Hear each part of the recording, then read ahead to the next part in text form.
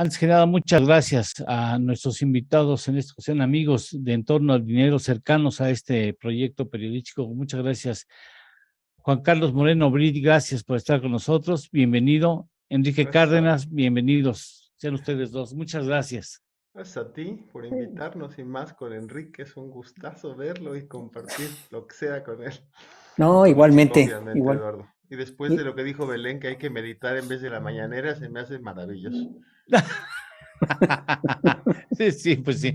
Oye, por ahí me encuentro, una invitación a presenciar una mesa de análisis con respecto bueno, y ahora cómo le vamos a hacer para reconstruir el país. Digo, no es exactamente así se decía, pero yo lo sentí así como de, bueno, y después de esto, ¿qué? ¿No?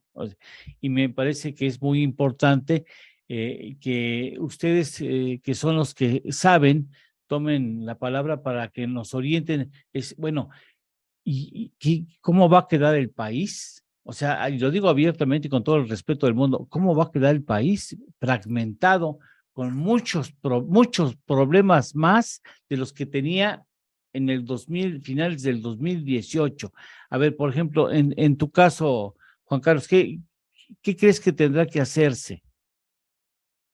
¿Tendrá que hacer, ¿a qué te refieres? ¿Al siguiente presidente? Sí, ¿O qué para tenemos que hacer hoy en día? Es que reconstruir la falta casi economía. 2 años, Eduardo.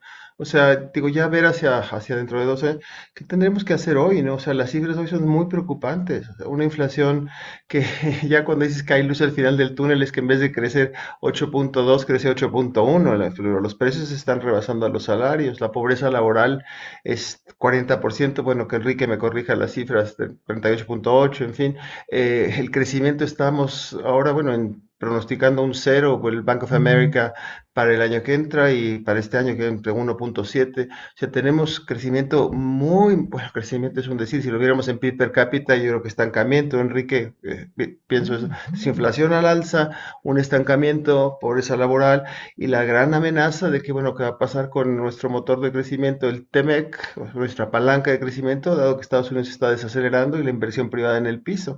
Pero de aquí a dentro de 2 años, vete a saber, digo, hoy en día tenemos una preocupación muy, muy fuerte de todos los mexicanos. Entonces, ¿qué vamos a hacer hoy? ¿Qué vamos a hacer en las siguientes elecciones estatales? En fin, ¿no? Creo que irnos a... Los argentinos decían hace mucho que pensar en el largo plazo era el siguiente fin de semana. Estamos más o menos así, pero le paso la palabra a ti, Enrique, que quizá Enrique, por tenga... favor, sí. Si puedes modular un poco a la alza tu audio, porque parte del público dicen que te escuchas muy bajito, Juan Carlos. Pero A lo Enrique, mejor ya tú, está mejor así. espero que sí. Si no, le echas más galleta ahí, Le echo más le galleta echas para más que la galleta economía crezca y la inflación baje y sigamos meditando en vez de escuchando a la mañanera. bueno, Enrique, tu punto de vista. pues mira, yo vería que muchas de las condiciones para más o menos tener idea de qué va a suceder en los próximos 2 años están dadas, lamentablemente. No se ve que vaya a haber un cambio de política en el futuro muy próximo. Se ve también que a nivel internacional, pues el panorama está complicado en términos globales. De modo que yo sí me atrevería un poquito a decir que sin ir en contra de lo que dice Juan Carlos, porque tiene razón, habría que estar haciendo cosas ya el día de hoy, es más, desde ayer, pero lo que vemos es que no va a suceder. Ese sería mi punto. Y por lo tanto, sí podríamos quizás imaginar en qué situación vamos a estar dentro de 2 años si las cosas no cambian, es decir, si no hay un cambio de política y si la situación internacional y por ejemplo en lo del TEMEC pudiéramos llegar al panel de controversias que pues, se ve como lo más probable que Sí. suceda. Entonces, si esas cosas se dan, que parecería que va a ocurrir, pues sí vamos a tener efectivamente una economía con un PIB per cápita por debajo del nivel del 2018, a lo mejor un 5, un 8%, un desempleo acumulado o una falta de creación de empleo de muchos años, que seguramente vamos a andar en varios millones de personas.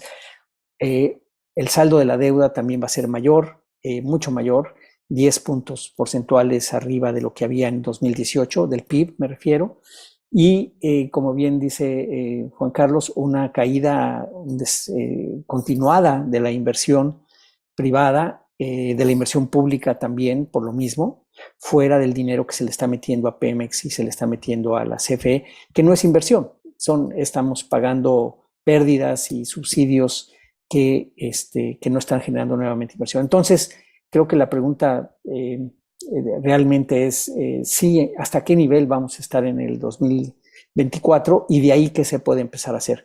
Pero sí, lamentablemente, ojalá se hicieran cosas ya desde hoy para que esto no fuera tan malo en el 24, ¿no? Pero no se ve por dónde. Yo por lo menos no estoy tan optimista con relación a lo del TEMEC. No sé, a lo mejor Juan Carlos sí tiene otra visión. Tú mismo, Eduardo, quizás pienses que las cosas en las consultas se van a arreglar. Yo francamente no veo cómo. No. Y por lo tanto vamos a llegar al panel. Mira, cuando el presidente sube el término de soberanía, ya se fregó el asunto, porque, bueno, ¿qué negocias? Si la carta que estás defendiendo es soberanía, no hay un centímetro de negociación, porque en todo caso, cualquier centímetro que tú cedas va en contra del concepto de soberanía. Entonces es una carta muy fuerte, o sea, una carta que te invalida la posibilidad de negociar. Porque si lo haces vas a quedar mal, Juan Carlos. No, creo que tienes toda la razón en lo que estás diciendo, pero hay dos términos o dos fases de esta. Espero que ya se oiga, estoy muy entusiasmado de estar participando en este desastre. No es la entrevista, ni mucho menos. Pero uno es el tema, como bien dice Enrique, en términos técnico, de qué va a pasar con la controversia, la iremos a perder. Si 30,000 millones de dólares es lo que dicen que nos puede costar, y eso además en aranceles en productos que los gringos decidirían, o los canadienses, ¿no? Pero hay otro tema, que es el tema del golpe diario a la inversión privada. Entonces, eso ocurre ya, ¿no, Enrique? Eso es Eduardo. Entonces, eso no lo vamos a reponer. Es como el tiburón que no se mueve, se muere. O sea, inversión que no se hace hoy en día, inversión que estás rezagado más y más y más con respecto a tus pares y con respecto al mundo. Entonces, en ese sentido andamos mal. Otro tema también que no me dejará mentir Enrique, o sea, la inflación podría haber sido mucho peor si no es por el subsidio que han dado a la gasolina. Pero eso tiene que parar, o sea, eso no se puede aguantar. Estamos un boquete fiscal brutal. El presidente, su idea de la austeridad republicana, está haciendo un daño enorme al país, un daño enorme a los pobres y un daño enorme a la desigualdad, incrementando la desigualdad. Pero una reforma fiscal tiene que hacerse más temprano que tarde. Entonces ahí tenemos algo en el horizonte que no sé, Enrique, cómo la veas tú y Eduardo, pero yo creo que hay unas cosas que ya no aguantan. Entonces muy probablemente haya que hacer algunos cambios fiscales, y no en el sentido del presidente, cada vez más austeridad, para poder salir adelante en este sexenio, ¿no? En ese punto mínimo que sería la salud de las finanzas públicas, ni en eso se va a lograr las metas del presidente. Ya no digas en pobreza, crecimiento y desigualdad. Reforma fiscal, Enrique, reforma fiscal. El presidente piensa con su lóbulo político, ¿no? El económico no se le dio, o sea, no le creció, entonces no lo entiende. Y no hace caso a los que le entienden. Entonces, el asunto de una reforma fiscal, en términos políticos, no es rentable hacer a la mitad del camino, con el riesgo de que pierda elecciones o sea impopular, y si le juntas eso con el incremento de las gasolinas, que algún día, como dice Juan Carlos, va a llegar a su fin, ¿cómo contemplas ese punto de la reforma fiscal? Bueno, primero yo diría que efectivamente el subsidio a las gasolinas ha evitado que la inflación sea un poco, yo creo que no tanto más. A lo mejor creo que el Banco de México o la propia Secretaría de Hacienda estimó que sería como 2 puntos porcentuales arriba, ¿no? Ajá. Entonces, pues sí es más, 2 puntos porcentuales son muchos, pero pues no son tantos cuando ves el problema de finanzas públicas, quizás, Juan Carlos. O sea, yo no sé al final si hubiera sido mejor, digamos, sí tenerlo, pero quizás no tan alto y ya irlo bajando, porque efectivamente el problema es que en las finanzas públicas sí podemos tener una bronca dura. No veo cómo vaya a haber una reforma fiscal por dos razones. Una, la que tú mencionas, Eduardo, de que ya se dijo que no y que políticamente es complicado y que el mismo presidente no quiere hacerlo. Y la otra es que también la economía está tan caída, con incentivos negativos a la inversión, que tú le metes más presión fiscal a quienes podrían adicionar en el pago, y pues va a ser todavía más complicado. O sea, tampoco por ese lado es muy factible que pudiera ser en este momento. Se requeriría, yo la vería más bien como parte de una reconstrucción, como decías al principio, Eduardo, en donde se estuvieran clarificando los derechos de propiedad, los incentivos a la inversión, los proyectos, los programas, etcétera, y parte de eso para poder, por ejemplo, financiar un sistema de protección social universal, etcétera, se ve la necesidad de tener una reforma fiscal que pueda pagar por ese tipo de servicios públicos que tanto se requieren. Me parece que podría tener mayor posibilidad de éxito, digamos. Pero la penuria fiscal que menciona o que vislumbra Juan Carlos es totalmente cierta. Yo sí veo que esto está cada vez con mayor dificultad. Las pensiones siguen subiendo, los dineros que se van a la CFE y a Pemex también van subiendo, estos subsidios pues que se van a la gente, pero no sabemos bien a quién. Bueno, sabemos que son incluso regresivos, pero bueno, independientemente de eso, no generan más producción. Así es que sí se puede ver que lo que viene en finanzas públicas está muy, muy complicado. Perdón, nomás un detallito. Además yo no sé, me gustaría saber su opinión tanto Eduardo como Juan Carlos, pero esto de los aranceles a las exportaciones, que bueno, los americanos y los canadienses van a decidir en dónde, Sí. a mí a veces me da la impresión que igual se van contra Pemex, ¿no? Ponerle aranceles a los... No, claro, Sí, porque es donde va, porque de alguna manera las empresas exportadoras, muchas de ellas están ligadas con Estados Unidos y le están proveyendo cosas a los Estados Unidos. Claro. Y mientras que en el caso del petróleo tienen mucho más de dónde escoger, tienen proveedores de cualquier lado, Sí. de modo que para el comprador Estados Unidos de nuestro petróleo, pues simplemente le puede meter los aranceles y va a fastidiar a Pemex. Entonces, lo cual imagínate va a tener un doble impacto. Y el siguiente es que los litigios no ceden, es decir, los litigios individuales de las empresas que han sido afectadas por los cambios en la política eléctrica, esos van a continuar. Y ahí el monto, pues ya ves que lo acaban de hacer de seguridad nacional, ¿no? La CFE dijo que era de seguridad nacional, estas cosas, pero las estimaciones son de por lo menos 20,000 millones de dólares que se van a tener que pagar en los siguientes años también por el gobierno. Entonces, a los aranceles hay que sumarles otros 20 por los litigios. Y esos, entonces ya échale más dinero, de modo que las finanzas públicas, quizás no de forma inmediata, pero un poquito más adelante, pues van a tener mermas significativas. No quiero que pareciera alarmista, pero yo creo que es importante plantear la duda.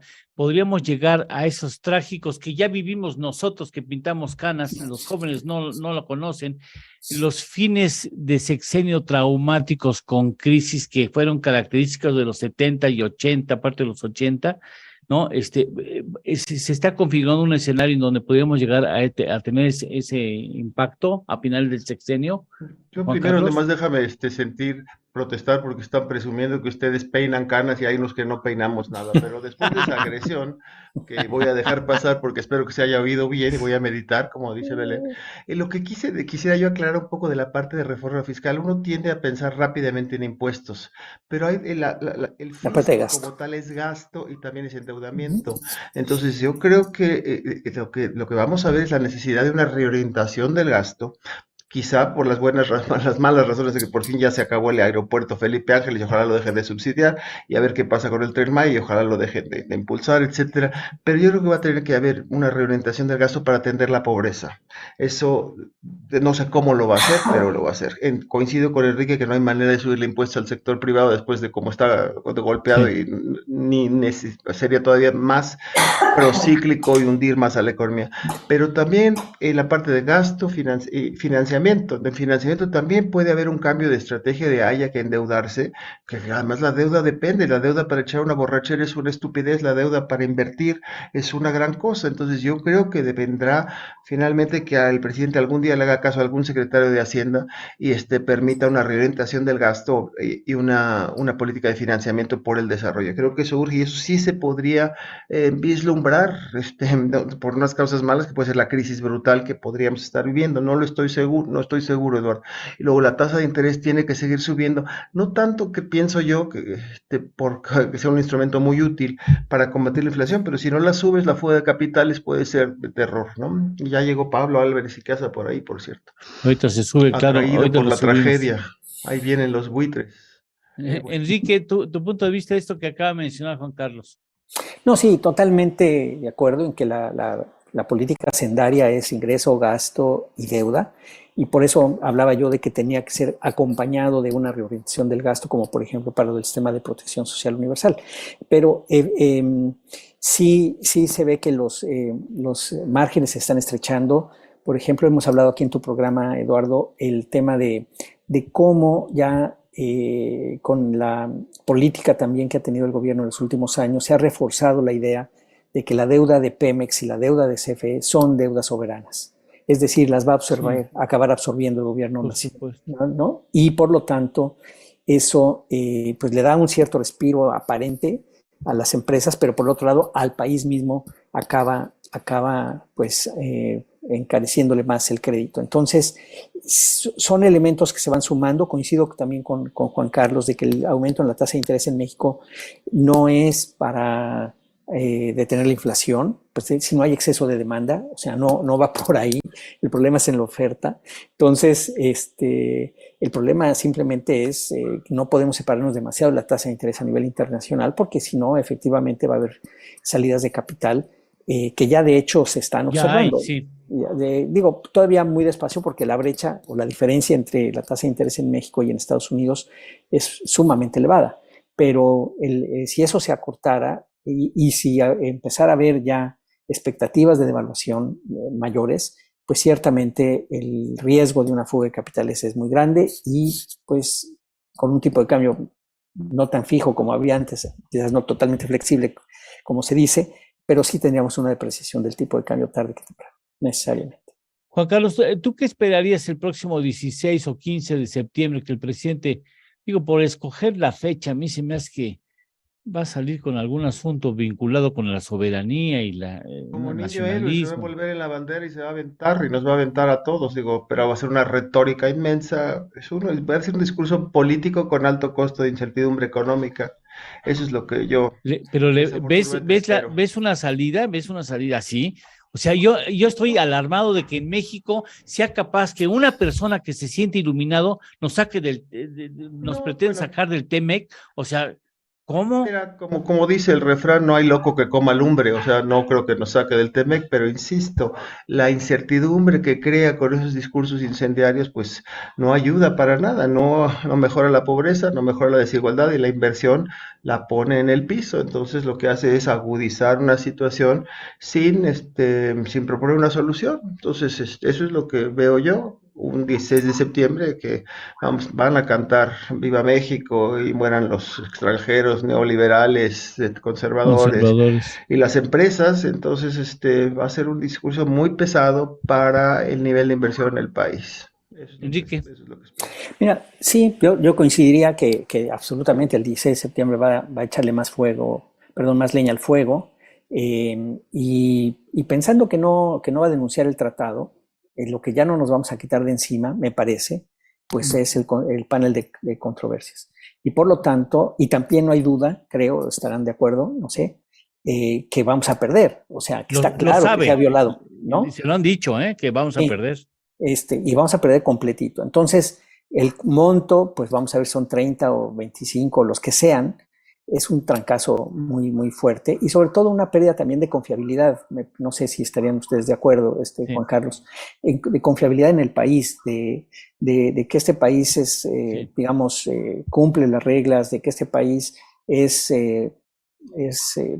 confiable, ¿no? En términos de inversión. Entonces eso simplemente pues ya se va perdiendo y eso cuesta mucho trabajo construir. Entonces sí veo como muy complicado el panorama en ese sentido.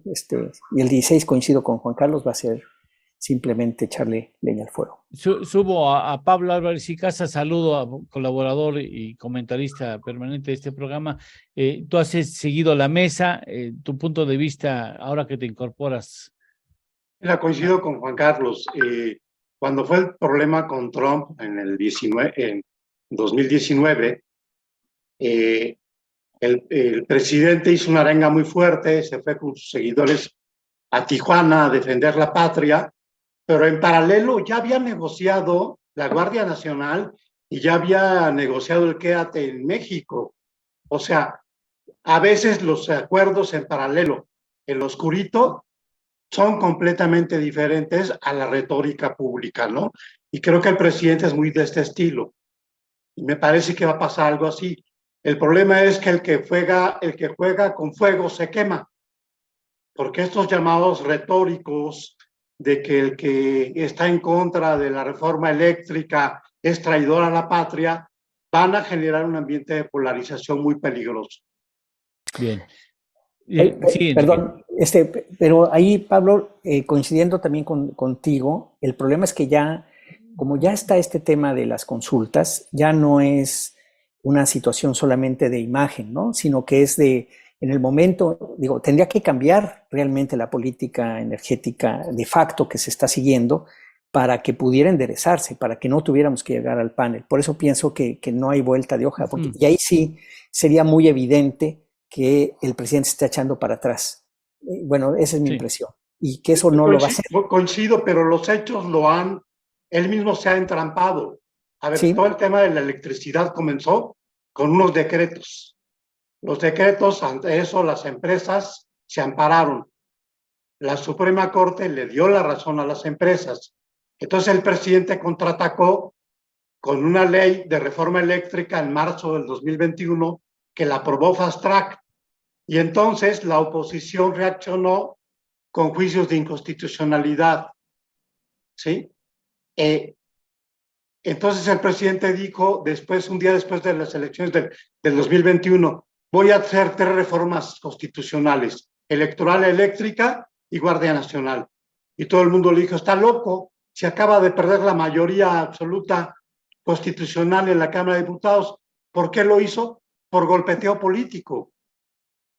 Presionó hasta el máximo, todavía en Semana Santa presionó para que el PRI se volcara a favor de la reforma eléctrica constitucional.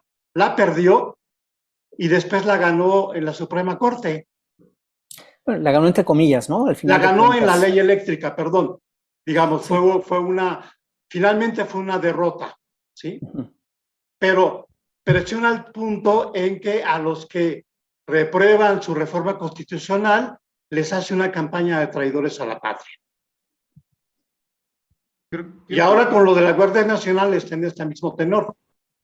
Yo creo que en ese tema Pablo trae unos nuevos elementos de incertidumbre, que es la parte jurídica, ¿no? Porque la parte jurídica es la que nos ha salvado de un desastre todavía mayor, pero en la medida en que cada juez que toma una decisión que no le gusta al presidente es investigado, desde su mamá, novia, esposa, perro, todo, que te echan encima cualquier cantidad de cosas. O sea, hay una presión espantosa para los jueces soberanos, entonces en ese sentido hay un broncón. Luego en término también de la parte electoral. ¿Qué vamos a ver en las elecciones del Estado de México? Suponiendo que Delfina pierda por menos de 2 puntos, vamos a decir o vamos a estar oyendo que hubo fraude y que el INE no hizo su trabajo, etcétera, etcétera. Tenemos un tablero ahí va a ser muy interesante verlo, pero yo creo que en ese sentido lo que podemos hacer es estar defendiendo al INE, estar defendiendo esa parte de la soberanía importante de la ley y de la ley electoral, ¿no? Ahora, lo que yo quiero un poco terminar para concluir mi idea es que el presidente estiró tanto la liga que Estados Unidos y Canadá ya nos pusieron controversias por el tema energético en 4 capítulos. Y eso implica sanciones. Y coincido completamente con Enrique. Sí. Ahora, para ser respetuoso del tiempo de cada uno de ustedes, sobre todo Enrique, que está en proceso de descanso, y yo estoy interrumpiendo estas horas, bueno, tu familia va a decir, hoy qué ocurrencia, señor Torreblanca, no sabe que tú tienes vacaciones. Pero, a ver, a manera de conclusión, a reserva de tomar esta mesa en fechas posteriores, conforme vayan acumulándose elementos que haya que analizar. A manera de conclusión, Enrique, ¿cómo ves el panorama hasta este momento? Bueno, no, yo sigo viéndolo como muy pues un poco que va a seguir la tendencia. No veo nada que vaya a hacer que se levante un poco las cosas. Más bien lo que ya se está anunciando por diferentes organizaciones de cuánto va a ser el crecimiento del PIB y de la actividad económica, pues más bien refuerza esta misma percepción de que las cosas se van a seguir complicándose más y más. ¿Hasta dónde va a llegar? Si bien no sé, pero me parece que ya no hay mucho tiempo tampoco para que aunque sean 2 años, ya no hay mucho tiempo para que el presidente dé un volantazo, ¿no? Y por lo tanto, mi perspectiva más bien es de preocupación y sí, muy poco optimista ante lo que viene en los próximos 2 años. Pablo. Pues yo creo que ya lo dijo, va por un tema de austeridad franciscana. ¿Por qué lo dice? Porque en este momento se está preparando el presupuesto para el 2023. O sea, el momento en que lo dice es muy claro. Ya habló con su gabinete y ya les dijo, se recorta reparación de carreteras, aunque esté un desastre, se recorta apoyo a la cultura, a la ciencia, a la educación, a la salud. En turismo lo único que crece es Tren Maya, o sea, hay un problema de eficiencia de funcionamiento del gobierno muy preocupante. Y yo creo que no es un tema menor, porque el margen de maniobra ya se le acabó. Entonces yo sí creo que es un deterioro progresivo, no quiere decir que de la noche a la mañana vamos a entrar en el desastre tampoco, pero creo que se están generando las condiciones para que tengamos una situación recesiva el próximo año muy complicada. Juan Carlos. Mira, yo lo que veo es que México va a estar todavía más sumido en la trampa de lento crecimiento, aguda pobreza y desigualdad en la que ya se encontraba tiempo atrás y por lo cual mucha gente votó a favor de López Obrador.